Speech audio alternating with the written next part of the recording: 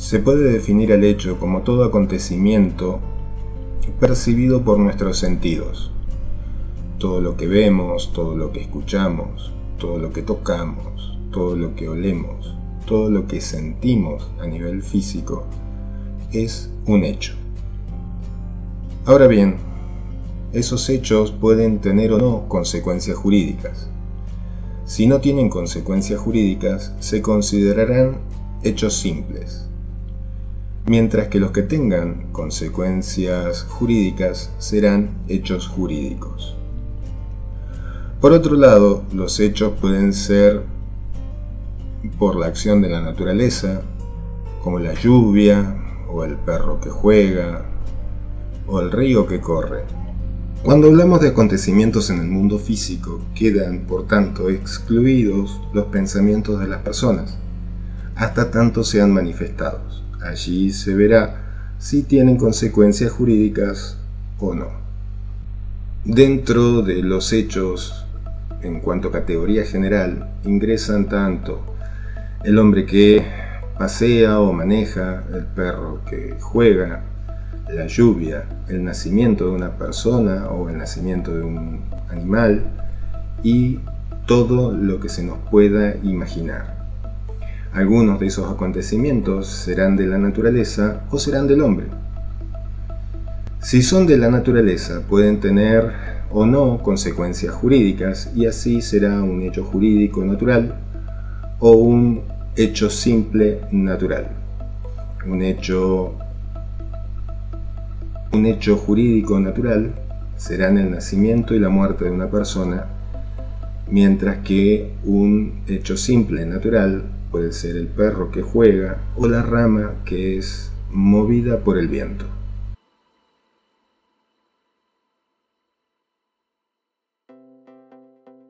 Cuando el hecho es producido por el hombre, debemos distinguir a cuando hace algo voluntariamente a cuando hace algo sin querer o sin voluntad. Así tendremos actos humanos voluntarios e involuntarios. Cuando hablamos de hecho voluntario nos referimos a cuando el hombre actúa con intención de realizar un determinado acto. Por ejemplo, conducir un automóvil, ir de vacaciones, celebrar un contrato, firmar un testamento, jugar a la pelota. Por su parte, en los hechos o actos involuntarios de los hombres, el elemento quiero está excluido. Así actúo sin voluntad, por ejemplo, cuando me quedo dormido y pretendía ver una determinada serie, o cuando choco el auto, o cuando sin querer rompo un vaso. Esto será con consecuencias jurídicas o sin consecuencias jurídicas. Todo dependerá de si ese acto involuntario, así también los voluntarios, entran dentro del ámbito de lo lícito o lo ilícito. Tanto los actos voluntarios como los involuntarios pueden ser clasificados en lícitos o ilícitos.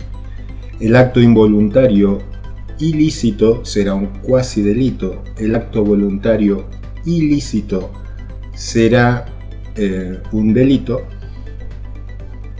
Para que el acto humano voluntario lícito sea un negocio jurídico, debe tener una finalidad jurídica, esto es, crear, modificar o extinguir una determinada relación jurídica o un derecho.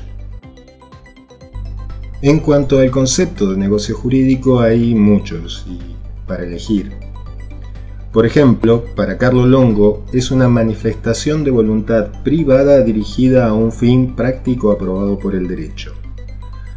Para Álvarez Suárez es el acto de autonomía privada mediante el cual los particulares regulan por sí mismos sus propios intereses en relación con los intereses de otras personas y a cuyo acto el derecho objetivo atribuye efectos jurídicos precisos, de conformidad con la función económico-social característica del tipo de negocio realizado.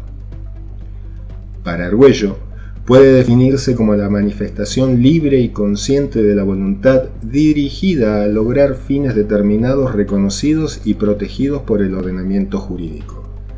De esas pueden elegir cualquiera de las tres.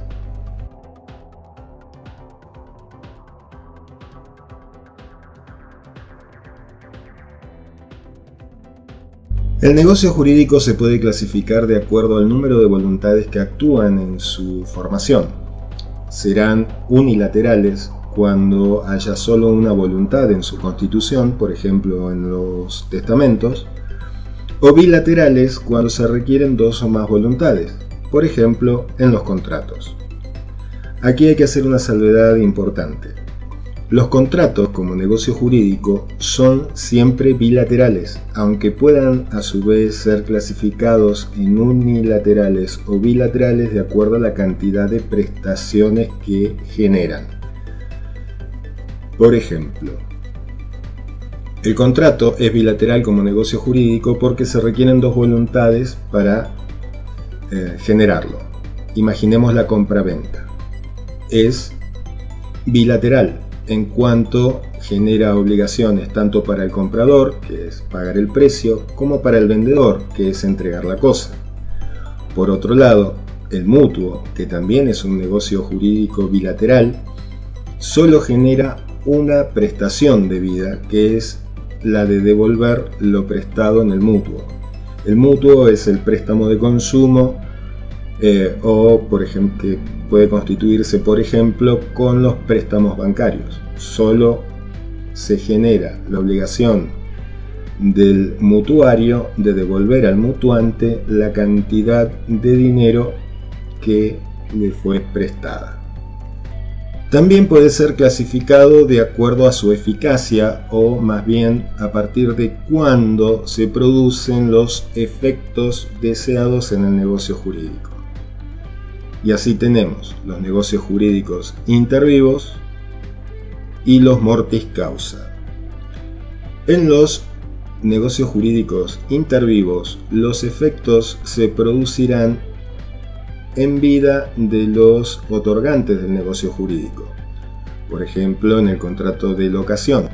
Se celebra el contrato y tanto el locador como el locatario tienen definidas sus obligaciones en cuanto al permitir el uso, goce y detentación de una cosa y del locatario de pagar el precio de la locación.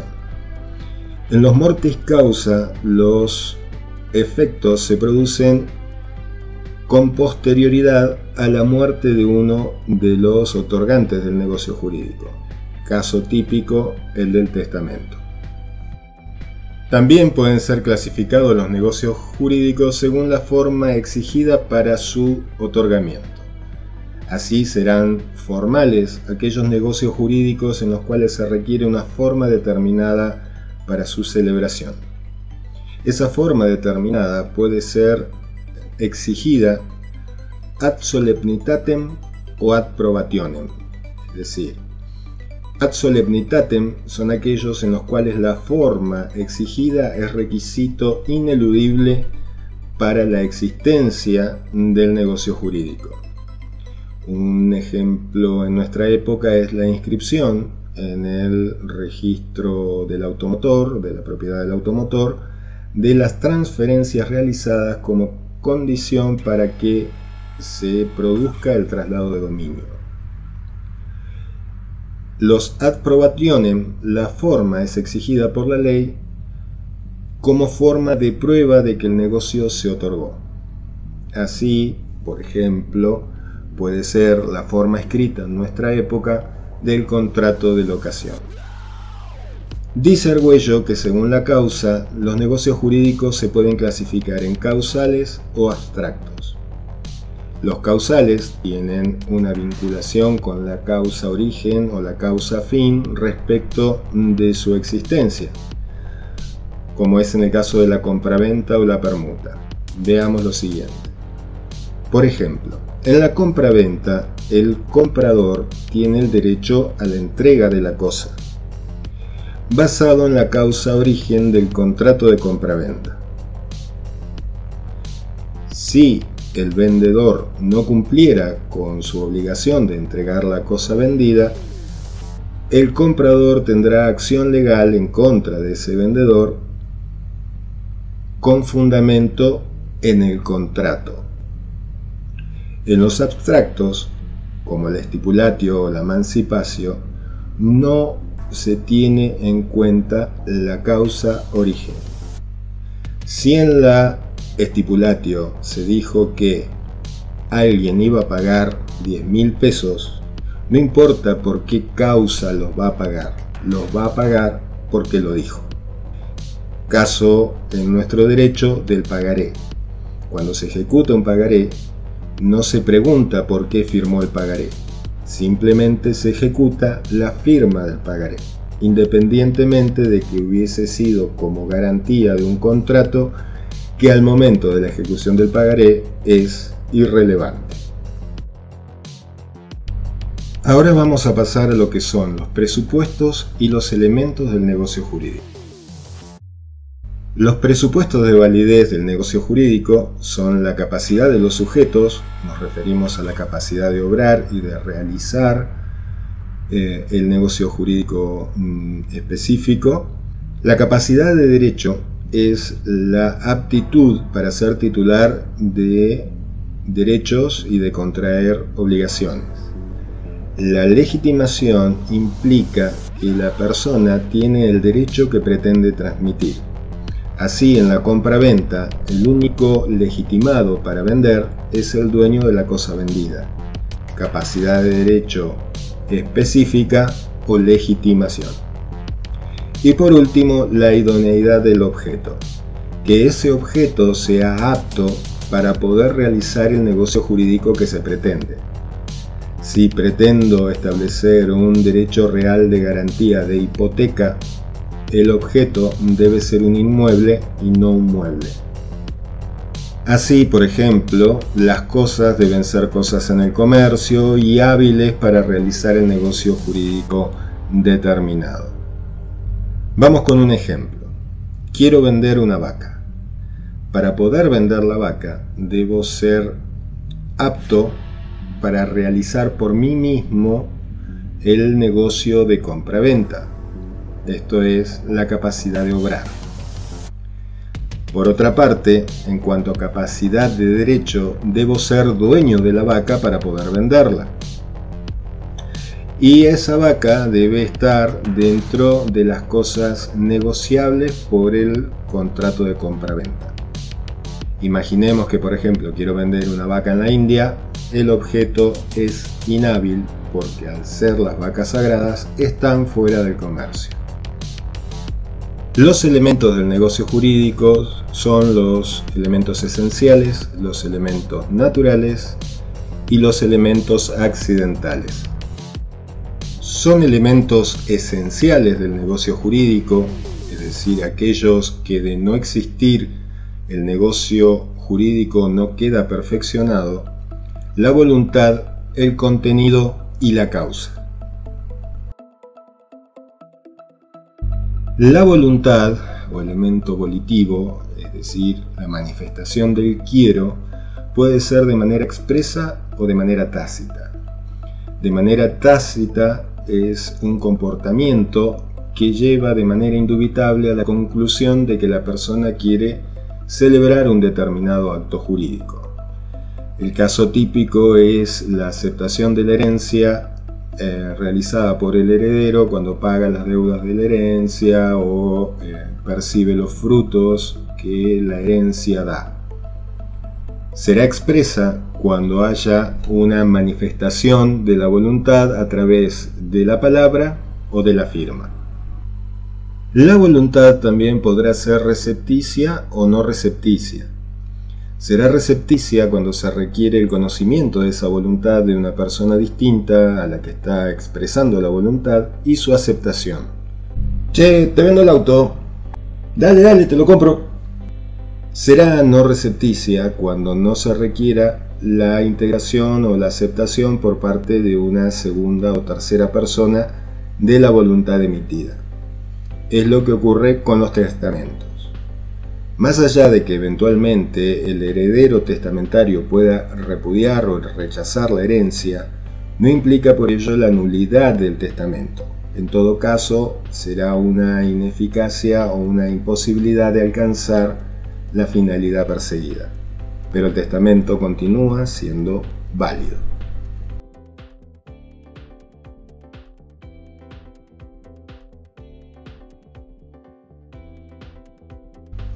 Dentro de lo que es la expresión de la voluntad, debemos tratar el tema del silencio. En el derecho romano y en el derecho actual, el silencio como tal no representa una expresión de voluntad. Digamos, no se aplica la máxima barrial de que calla otorga, salvo para los casos en que la ley le reconocía un cierto grado de expresión de voluntad. Por ejemplo, cuando una mujer quería casarse, le iba a pedir permiso a su pater. Le decía: papá, ¿me puedo casar? Y el pater no decía nada. Iba una segunda vez: papá, ¿me puedo casar? Y el padre no decía nada. Iba una tercera vez y le decía: papá, ¿me puedo casar? Y si mantenía el silencio, la ley le otorgaba a ese silencio expresado 3 veces la fuerza de un sí. Es decir, para que el pater pudiera negarse al matrimonio de su hija, debía decir no a la tercera vez, o a la primera, o a la segunda. Si callaba durante las 3 preguntas, entonces daba su consentimiento.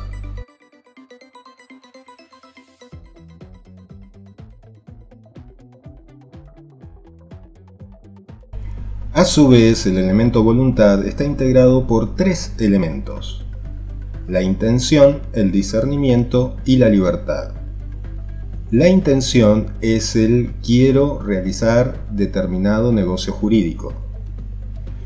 El discernimiento es la capacidad que tiene la persona para distinguir entre diferentes negocios jurídicos cuál es el que quiere realizar.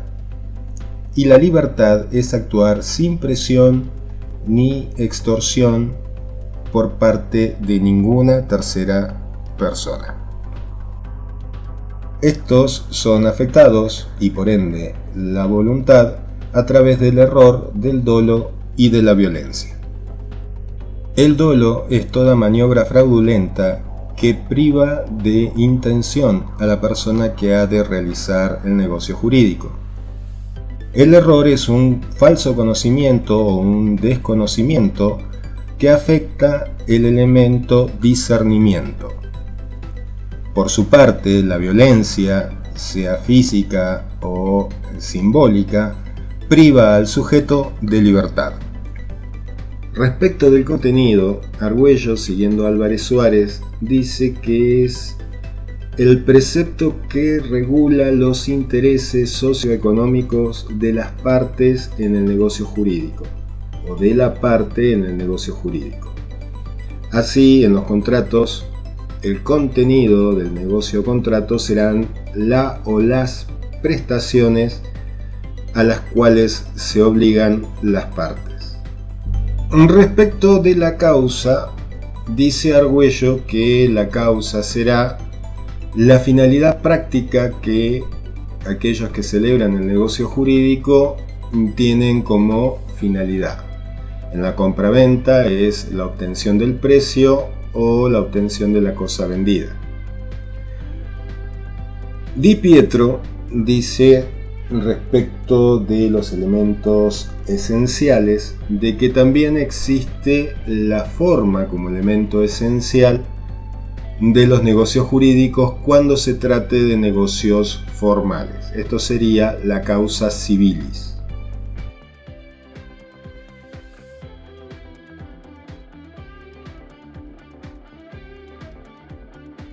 Respecto de los elementos naturales, son aquellos que están dentro del negocio jurídico, de la naturaleza del negocio jurídico, pero que las partes pueden dejar sin efecto.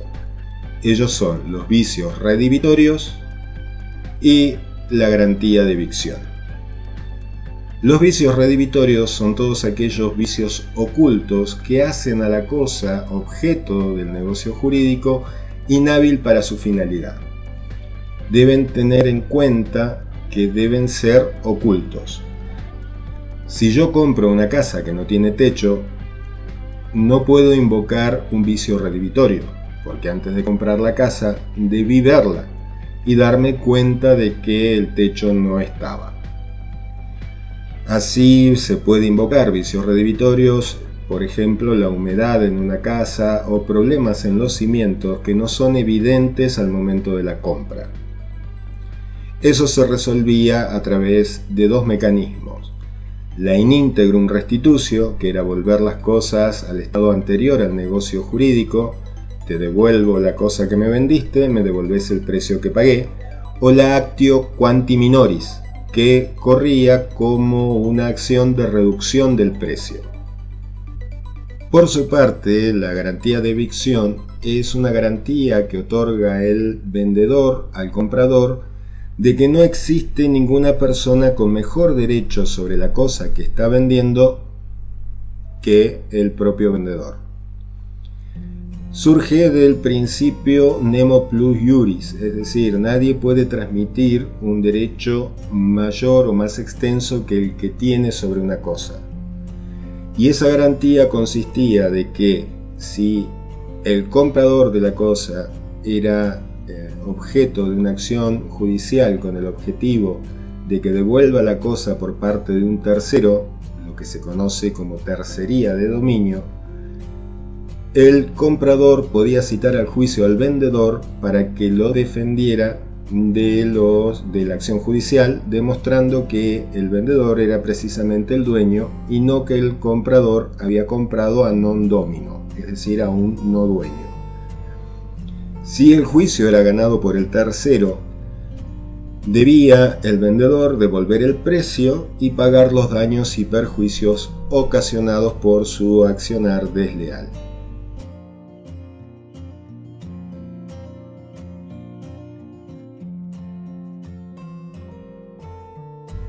Los elementos accidentales son aquellos que no están en el negocio jurídico, en la naturaleza del negocio jurídico, pero que las partes pueden agregarlos a su voluntad. Tales son el plazo o término, la condición y el modo o cargo. El plazo es el hecho futuro y cierto, al que quedan supeditados los efectos de un determinado negocio jurídico. Puede ser el plazo suspensivo o resolutorio. Será suspensivo cuando los efectos no se produzcan hasta el vencimiento del plazo. Un hecho es futuro cuando aún no ha ocurrido, y será cierto en tanto, aunque no haya ocurrido, sé que va a ocurrir. Y será resolutorio cuando los efectos se produzcan hasta el vencimiento del plazo. Un ejemplo de plazo suspensivo es: el día de tu cumpleaños te daré 10.000 pesos. Un ejemplo de plazo resolutorio es el vencimiento del contrato de locación. Uno disfruta de la casa o lo que sea que haya alquilado hasta el momento del vencimiento del plazo.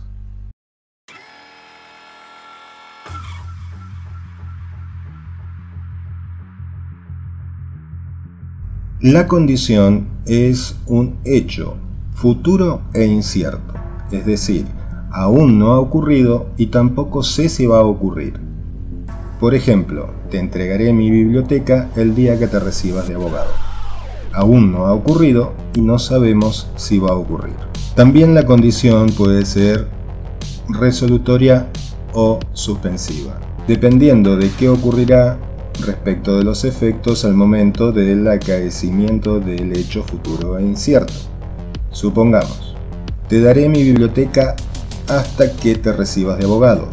Podrán usar de la biblioteca hasta el día en que se le entregue el diploma. Te daré mi biblioteca el día que te recibas de abogado. No podrás exigir la utilización de la biblioteca hasta el día en que te entreguen el título de abogado. tanto en el plazo como en la condición, hasta que no se venza el plazo o se cumpla la condición, será que los efectos podrán ser disfrutados o, por el contrario, no podrán ser exigidos si son resolutorios o suspensivos.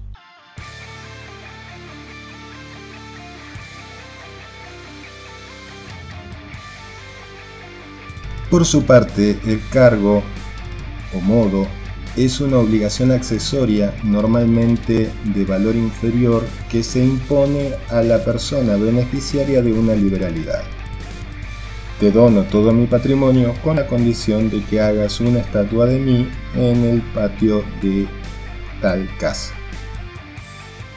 Así termina este nuevo video. Tengan presente que todos los sábados 4 de la tarde y hasta el final del segundo cuatrimestre 2021 vamos a hacer tutorías en vivo a través del canal de YouTube, así que sigan cuidándose. Un abrazo.